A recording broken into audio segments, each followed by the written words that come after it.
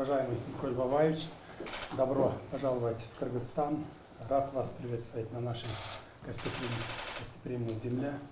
Пользуясь случаем, позвольте выразить искренние поздравления по случаю победы партии «Гражданский договор» на внеочередных парламентских выборах Армении.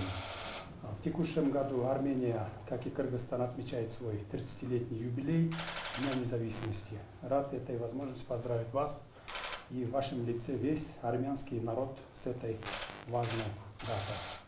Уважаемый Садыр Нургажоевич, очень рад очно встретиться с вами.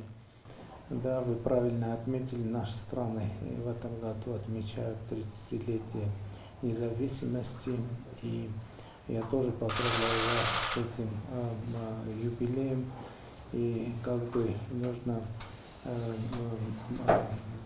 думать и работать над дальнейшим развитием наших стран, и особенно мы являемся членами Евразийского экономического союза, который открывает новые возможности для развития торгово-экономических отношений.